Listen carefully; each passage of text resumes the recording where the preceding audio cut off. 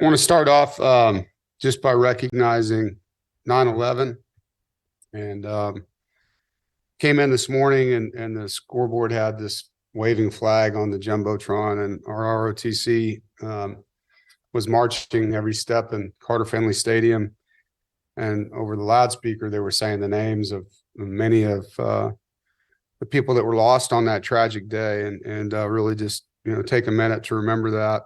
And the horrific act that it was. And also, my father's birthday, and lost him this past year. So his first birthday that he's having, and hopefully happy birthday, Dad. He's enjoying himself in heaven, and maybe he's hanging out with Jimmy Buffett today. I don't know.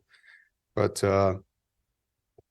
there's a series of firsts you go through in life, and this is my first year without him on his birthday. So I want to take a minute to make sure that I do give him a shout out. In regard to the game, let's start with our fans. They were awesome coming back after a 90-minute weather delay. I know I didn't say that in my press conference. There's a million things going through my head after a 5.5-hour game. But before I even talk about the game, just thank you. Wolfpack are tough people, and that's what I love about this place. We say hard, tough together, and you guys were. So thank you to our fans, our students, showing your commitment to our players and our staff with your actions and your support. Not a lot of fan bases would do that after 90 minutes. And so it's noticed, and we love you for it. With regard to the game itself, Notre Dame's a very good football team. In all three phases, they were what they looked to be on tape. They were a big, fast, sound, physical, well-coached football team. And, with that, it was a one-score game in the fourth quarter, and a one-score game in which we didn't play very well. I think we did not play complementary football. I told our team, at the end of the game, the scoreboard it's a collection of points that is a scorecard for plays made and plays not made. And they made more plays than we did. Throughout the game, I think the score was not indicative of the game, but I do think the score was very indicative of the plays we didn't make at the times we needed to make them. And so it's a great learning opportunity on complementary football. We talk about that to ad nauseum here, but I think all of us know that our older people, sometimes something has to actually happen versus being said for a lesson to be learned. As parents, we all know that. This team learned a lot in that game. That was a top 10 team that we played. It was, rewinding the game, we're down 7 points. It's 24-17. We scored to make it 24-17 on Brennan's run after a nice drive down the field. The next possession, great pass rush strain by Brandon Cleveland, forces a fumble on a sack. Noah Potter scoops it up. We're at the plus 17, and we got momentum, and everybody is thinking, here we go, and it was a great play. Ball's on the 17. We throw a inside fade route to KC in the corner. Beautiful ball by Brennan. KC elevates, gets two hands on the ball, and their DB knocks it out instead of us coming down with it. And those are the kind of plays that I know KC is going to make in his career. But when you're playing a top 10 team, you've got to make competitive contact plays that are difficult to make, and routine plays, and then a couple just like wow, like Keon's play was a wow play. It's a great football play by him. And as we've seen over, players' careers, I was a freshman that has made some plays, 9 catches already for us. But that was a big play we needed and didn't make. And the next play, Dylan, a very veteran center, flinches, and we get a penalty. It's 2nd and 15, now 3rd and 17. All of a sudden, we go out to kick a field goal that we normally would make. That Braden has been very consistent inside of 40 in his career, and just, pulled it. So came out of that. I think that was the turning point of the game. I really do. Obviously, the next 3 drives resulted in touchdowns for them and turnovers for us. So just didn't get it done. Every time we got momentum back, Notre Dame answered, and you have to give them credit, and we have to learn from that, taking advantage of momentum. But like I said, sometimes you need to lose to enforce something that's important. Our players do play hard. You see that in the end. They made more plays than we did, and you have to give them credit for that. The scoreboard showed it, and that's a reflection of plays made and not made. Like I said, I think on a positive on offense, it's great to see Bradley Rosner. He sparked us with a really nice catch on third down over the middle, elevated, and then the touchdown on the scramble play by Brennan. Keon Lassane, had a great third down conversion, had 2 tough runs, and then made a great play down the sideline on a diving fade ball. And then Javonte Vereen elevated himself. He went from just playing in the UConn game to making plays in the Notre Dame game.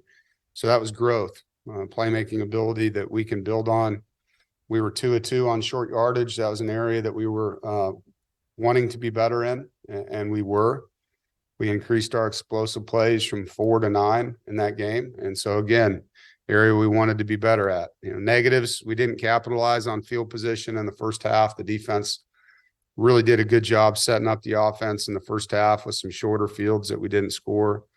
We had 4 pre-snap false starts, which cannot happen. 2 of them killed drives. Had 3 interceptions. Obviously, as the game got out of hand, I think Brennan pressed on one of them. One of them was a great throw, which, was a drop that turned into an interception. And the other was a shot call where we threw a fade down the sidelines. Just got to do a better job getting it outside. But that happens sometimes when you throw deep balls. But we can't turn the football over at that rate. We have to do a better job of finishing catches. I think the drops sometimes don't kill you. In this game, we had 3 drops that were really nice throws on third down that would have been conversions. Anytime you convert on third down, you increase your odds of scoring. And so those are areas that we have to get better. Defensively, like I mentioned, we started fast, 2 back-to-back 3-and-outs, really came out aggressive. It was great to see the first play of the game on defense. Savion Jackson just blows it up and makes a tackle. His first play back from his injury looked awesome out there. I thought our D-line played much better. I thought we were more square and vertical. Last week against UConn, I thought we were turned too much and lateral. So that was improvement. I thought our third down defense, particularly third and long, we were very good and got some pressure, 4 sacks on the quarterback, had 5 tackles for loss, so 9 plays in their backfield. Peyton Wilson and Jalen Scott were both super active. Peyton had 2 incredible effort plays in the game. I think Shy and Aiden both covered well. They were tested in their tackling, and they made those guys tackle with their tight edge formations. Negatively, we gave up too many explosive plays, and not indicative of who we are. The 80-yard touchdown run coming out of the 90-minute break was frustrating. On the field, I felt like, wow, they just came out and really knocked us off the ball. They didn't. If you watch the play, our linebackers and D linemen fit that play perfectly. And we had an unblocked player that just took a bad angle, didn't see the guard pull, should have been right there, actually got his fingertips on the guy, but should have been there to make that play for a 3-yard gain. And then we need to run that down in the back end. The 2-minute before the half drive was really disappointing. We drive down and get a score and cut that game to 1 possession. And, we're going to get the ball to start the third quarter. And then, receiver gets rerouted by Aiden out of bounds and comes back in, and our safety loses him. That's his third. He's playing a deep third. He needs to stay in his third. And that's Sean Brown, just, young player that needs to understand the situation, 2-minute, and stay with depth on his side of the field. I thought our eye discipline defensively, as the game went on, got worse and worse, and they exposed us with some play actions and nakeds because of that. And generally, when you see that, guys are trying to do someone else's job. And so for us, there's just a big emphasis right now on just, do your part, do it as well as you can, and then play with tremendous effort, something that we'll definitely grow from. I think special teams was a definite positive. We won that area of the game other than the missed field goal. Our punt return was much better. Jalen Coit went from being nervous in game 1 to being a difference maker in game 2, plus 10 in his punt returns, and helped us in field position, did a great job catching the ball. The guys battled for him, and our punt team handled a lot of pressure. Notre Dame was a very aggressive rush team. I thought those guys did a nice job. Cecil Powell did a great job covering our punts. They had 0 return yards in the game, and they were on a mission to block a punt and didn't get there. So guys did a great job protecting. Now on to VMI. Coach Rocco's an experienced head coach. He's built several successful programs. We played against him. I think it was my first year or second year. I don't remember when he was at Richmond here, but a really good football coach, hard-nosed guy, and knows how to coach a football team and build a program. He's in his first year. I think for us this week is really critical to focus on us. It's a great week to get into our fundamentals. And I'm excited, to get back on the grass and see the guys work. And we acknowledge there was an opportunity there to do something against Notre Dame, but also realize the improvement we need to make as a team and we will make to be the team that we want to be. This team will respond. There's really good leadership in this football locker room. The best way to get over this feeling is to get out and play and go get after somebody else. And the guys know, they understand what happened in that game.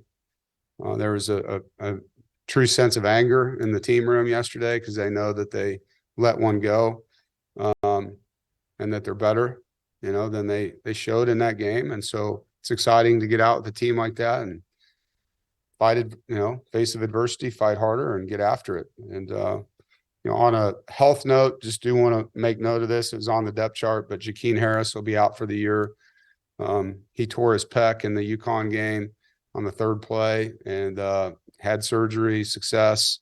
He will be back. He'll have another year with us, and I know he'll do a great job. He did Saturday. He was out there helping the guys. He'll be a coach from a player's perspective that we'll have this year, and just kind of a freaky deal on a tackle. But we should get Ashford back either this week or definitely next week. So we lose Jakeem, but eventually we'll have Rock back. Rock's doing really well. He looked good yesterday in the building when I saw him. So, but prayers for Jakeem. I know a guy that works as hard as anybody in this locker room and was going to play, a huge part in our defense this year. So it always hurts losing a starter that has that much game experience. And next guy up, it's opportunity now for Sean Brown, an opportunity, for Devin Boykin to show his leadership for us back there, and Bishop Fitzgerald, and then Rock when he comes back. Questions?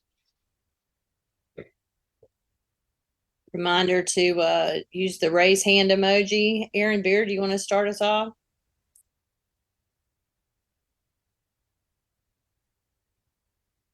Corey Smith, how about you? Dave, looking back at that one, you mentioned the drop passes, but on the defensive side of the football, the missed tackles, things along those lines. I mean, how fixable are those over these next couple weeks, especially, when you enter the meat of the ACC schedule in a few weeks here? They're fixable. I mean, some of that you got to give Notre Dame credit. Their backs are pretty good. It wasn't like there was just some bad players out there, they have pretty good running backs. But yes, to answer your question, they're fixable. I think tackling is about a lot of things, and there were some bad angles. So that has to get corrected. There was one play where we had a guy aligned tighter than he should have been. He should have been deeper, which would have given him a better angle. But anything that you see in a game that you don't like, that's where you go, right? You're going to go to practice and you're going to focus on those things.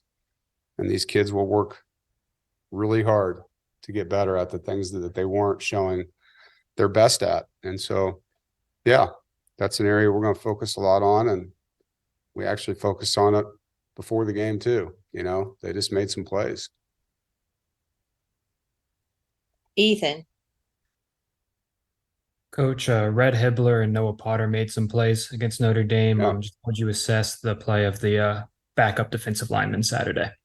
Yeah, excited. Like I told you in preseason camp, I think our D-line rotation is going to be good. I think we have fresh bodies that can go in and create some issues for offensive linemen. And Red has been a good pass rusher since he got here. He was in junior college. That's why we recruited him. We really feel like he can be a guy off the edge that creates problems. Noah's a strainer, comes in and just plays really hard. Brandon Cleveland's got a huge upside to him. He and CJ inside are both really active guys. There's a lot of similarities in their play. They can both really move. And so it's nice having that rotation and being able to keep guys fresh throughout the game. And then Travali comes in and adds that as well. So, we feel like we've got 7 guys that we can rotate through in that 3-man front. Jaden? Yeah, so you talked a little bit about the leadership on the team. Specifically looking at Peyton Wilson and just, can you speak about the growth that you've seen from him and just the significance of how he stepped up this last week? Yeah, it starts with him effort-wise. He ran a kid down in the game and hit 23.4 miles an hour on the GPS. That's the fastest we've ever had at NC State. Like, that kid plays so hard, and so that's where it starts, because everybody in this entire program, like, there's just so much respect to the level of fatigue the guy ends up with at the end of practice game, spins it all out there. And then just the way he treats people, he treats everybody with such care and respect in the locker room and in the building. And so because of how hard he plays and how respectful he is, he can then also be very demanding of people. And so when he does, ask guys to step up, they're going to listen to him. And he's learned how to do that in a really good way. He's commanding on that defensive side of the ball, and it spreads. He's done a really good job. I'm super proud of him, and it's paying off. It's paying off in a lot of ways on our team right now. JC? I think you guys had 33 plays on first down, but maybe 28 of them were 4 yards or less. Did you detect anything from the film review that maybe Notre Dame did, or just was it just a kind of fluky situation?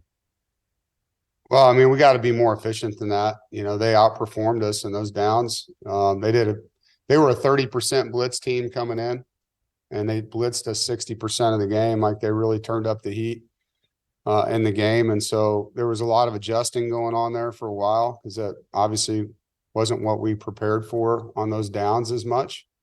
And they did a good job. They brought a lot of pressure from a lot of places, and their kids are aggressive. So we have to perform better at that. You would say that they won those downs. I thought once we kind of settled down, unfortunately, it took till after the first quarter, we started moving the ball more routinely in those down and distances. But yeah, they had a good plan. They brought a lot of different pressures that we didn't practice in those situations enough.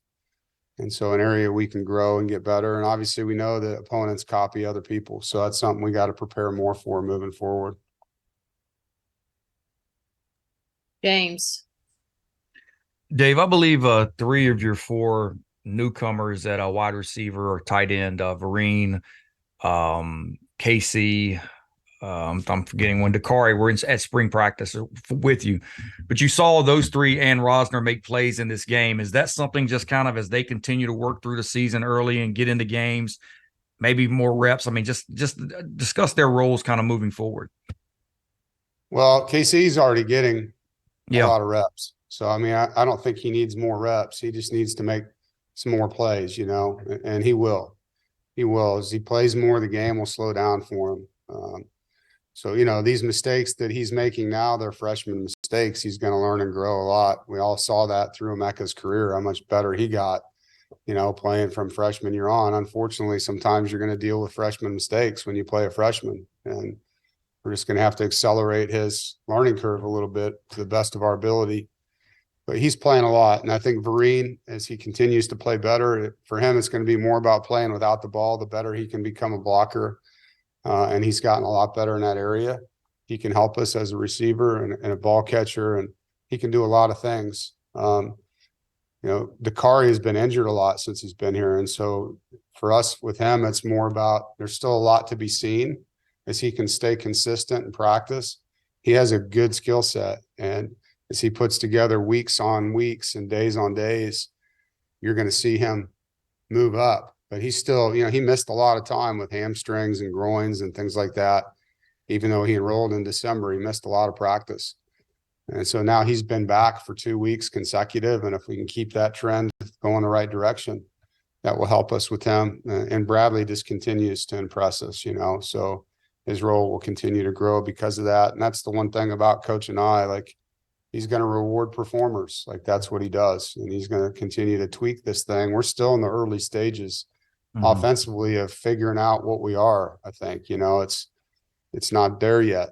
Obviously you come out of training camp, but you think, but games are games. They're different. And so this season offense is going to evolve as this thing goes. And just to follow up, a lot of dropbacks in this game against a really strong front. How would you evaluate your offensive line and the blocking in pass pro? We gave up 1 sack. There was 9 pressures. We got to do a better job there, keeping Brennan clean. There's a couple times where he was hot, so we had a guy on block purposely, and sometimes we got the throw where we wanted it. Sometimes he had to run. We can be better, but that is a really good front. Those linebackers, as I said, going into that game, are elite players. So they won some, we won some, right? But I don't think that was the difference in the game. Like, it's just, it's kind of one of those games where, there was just a lot of, it was different, there's a lot of stuff going on in there, the weather and then the delay and drop passes, early in the game that could have made first downs. We had a 3rd and 4 drop and then a 3rd and 6 drop in the first half that both would have converted. And so those are moving the chains, and you're not when you drop them, and so just little things like that, and then there's a 3rd and 1. We're going to convert. We have a hard count. They jump off sides and we don't snap the ball. And then our receiver moves. Now it's 3rd and 6. So we defeated ourselves there, So just little things where we got to be better, like we were in the first game. Like, we got into a lot of those manageable 3rd downs and we operated, and we just didn't operate the way we needed to in that game at times. Thanks, Dave. Corey? Dave, similarly in the run game, 84 total yards on 30 attempts in this game, not nearly what it was against UConn, obviously a different team that you're facing. But just your thoughts on the way the ground game performed and the blocking up front as well. Yeah, I mean, it can be better for sure. When you get behind in the game too, it's hard to really lean in on it.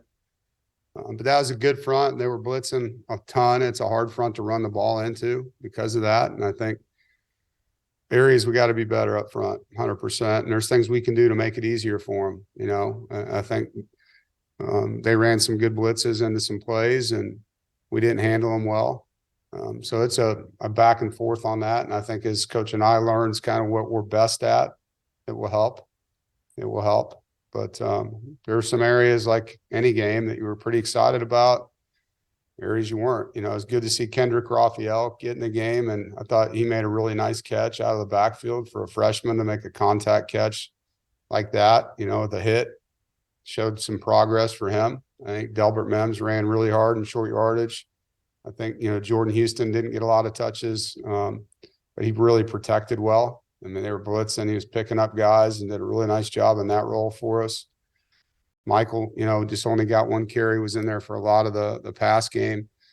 So just wasn't one of those games where we leaned on the run game. I think probably more because of what they were doing.